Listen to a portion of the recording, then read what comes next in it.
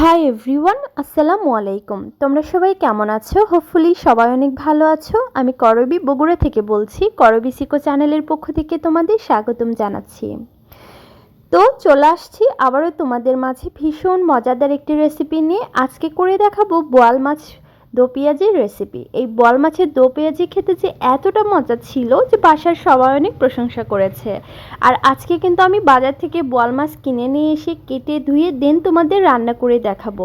আর এইটা খেতে যে এত মজা ছিল যার ভাষা আমি প্রকাশ করতে পারবো না। তো বন্ধুরা, একটা লাইক দিয়ে ভিডিওটা সম্পূর্ণ দেখো। তোমাদের একটা লাইক, একটা সুন্দর কমেন্ট আমার নতুন ভিডিও বানাতে অনেক উৎসাহ বাড়িয়ে দেয়। তাহলে চলো বন্ধুরা, কথা না বাড়িয়ে এই রেসিপিটা শুরু করা যায়। তো আমি বাজার থেকে একটা বড় সাইজের বোয়াল মাছ কিনে নিয়ে এসেছি এবং বোয়াল মাছগুলো দেখো আমি সুন্দর করে কেটে নিয়েছি। এখন আমি এই বোয়াল মাছের অর্ধেকটুকু রান্না করব। আমি এখানে 8 পিস মাছ নিয়েছি এবং মাছের পিসগুলো কিন্তু অনেক বড় সাইজের ছিল। তো এগুলো আমি সুন্দর করে পানি দিয়ে ক্লিন করে নিয়েছি। এখন আমি রান্না করব। তো প্রথমে আগে চুলায় একটা আমি ফ্রাই প্যান বসিয়ে দিয়েছি। ফ্রাই প্যানের মধ্যে আমি পর্যাপ্ত পরিমাণ তেল দিয়ে দিয়েছি। আর তেলটা যখন গরম হয়ে যাবে তখন আমি এর মধ্যে আস্ত জিরে দিয়ে দিব। দেন আমি এখানে পেঁয়াজ কুচি এবং কাঁচামরিচ ফালি দিয়ে দিব। দিয়ে আমি একটা স্প্যাচুলার সাহায্যে এটা ভালো করে ভেজে নিব। আর এই পেঁয়াজগুলো কিন্তু আমাদের একদম বাদামি কালার করে ভেজে নিতে হবে। যেহেতু আমি দো পেঁয়াজি করব, এর জন্য পেঁয়াজের পরিমাণটা একটু বেশি দিয়ে দিয়েছি। তো আমি এখন পেঁয়াজগুলো বাদামি করে ভেজে নিব। আর আমার চুলার আঁচটা কিন্তু একদম মিডিয়াম হিটে থাকবে। তো দেখুন আমি কিন্তু লাল লাল করে ভেজে নিয়েছি। এখন আমি এর সবগুলো মশলা উপকরণ এক এক করে দিয়ে দিব। এখানে আমি নিয়েছিলাম 2 চামচ পরিমাণ আদা রসুন বাটা। দেন আমি এখানে নিয়েছিলাম পরিমাণ মতো লবণ, 1 চামচ মরিচের গুঁড়ো, 1 চামচ ধনিয়া গুঁড়ো, 1 চামচ হলুদের গুঁড়ো। এখন আমি সবগুলো মশলা উপকরণ এই পেঁয়াজের মধ্যে দিয়ে দিব। দিয়ে দেওয়ার পরে আমি সামান্য পরিমাণ একটু পানি দিয়ে দিয়েছি, কেননা পানি না দিলে কিন্তু এই মশলাগুলো পুড়ে যাবে। তো মশলাটা যখন আমাদের সুন্দরভাবে কষানো হয়ে যাবে তখন আমি এর মধ্যে কেটে রাখা মাছগুলো দিয়ে দিব। আর বোয়াল মাছ কিন্তু এমনিতেই একটু নরম টাইপের হয়, যার জন্য এইটা বেশি নাড়াচাড়া করা যায় না। জাস্ট আমি ওপর থেকে মাছগুলো দিয়ে 2 মিনিটের জন্য ঢাকনা দিয়ে ঢেকে দিয়েছিলাম। দেন আমি 2 মিনিট পরে এই মাছগুলো এখন আমি উল্টিয়ে দিব। তো আপনারা যদি এইভাবে মাছটা রান্না করেন তাহলে কিন্তু খেতে দুর্দান্ত হবে এবং মাছটা কিন্তু ভেঙে যাবে না। তো দেখুন আমি কিন্তু এখন আমি এক এক করে সবগুলো মাছ সুন্দর করে উল্টিয়ে নিব।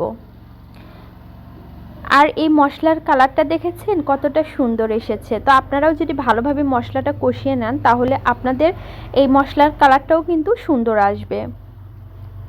তো দেখুন আমাদের সবগুলো মাছ উল্টিয়ে দেওয়া হয়ে গেছে। আবারও আমি ঢাকনা দিয়ে ঢেকে 2 মিনিটের জন্য রেখে দিব।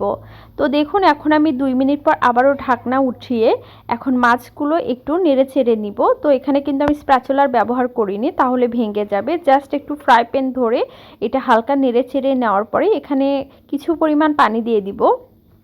বেশি পানি দেওয়া যাবে না, যেহেতু আমি এটা দো পেঁয়াজি করব। একটু পানি দিয়ে দিয়েছি। দেন আমি 2 মিনিটের জন্য ঢাকনাতে ঢেকে আবারও ঢাকনা উঠিয়ে আবারও আমি মাছগুলো উল্টিয়ে নিচ্ছি।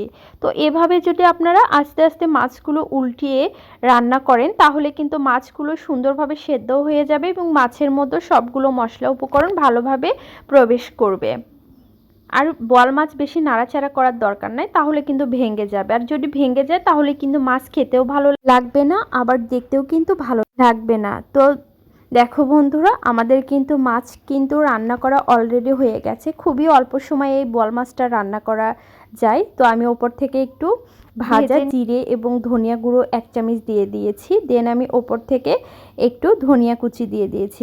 ধনিয়ার কুচি দিয়ে দিলে এই বোয়াল মাছের স্বাদটা কিন্তু আরও দ্বিগুণ বেড়ে যায়। তো আমাদের কিন্তু রান্নাটা অলরেডি হয়ে গেছে। আমি চুলার আঁচটা একদম লো হিটে এখন দিয়ে মাছগুলো একটু হালকা পাতলা উল্টিয়ে নিয়ে আমি চুলাটা বন্ধ করে দিব, কারণ আমাদের কিন্তু বোয়াল মাছের দো পেঁয়াজি রান্না করা হয়ে গেছে। তো দেখো আমি মাছগুলো সব উল্টিয়ে নিয়েছি। এখন আমি ওপর থেকে পেঁয়াজ বেরেস্তা দিয়ে দিব। এই পেঁয়াজ বেরেস্তা দিয়ে দিলে যেটা হয় মাছের স্বাদটা আরও দ্বিগুণ বেড়ে যায়। যেহেতু আমি এটা দো পেঁয়াজি করেছি এই জন্য পেঁয়াজ বেরেস্তা দিয়ে দিয়েছি। এখন আমি এটা পরিবেশন করে নিয়েছি।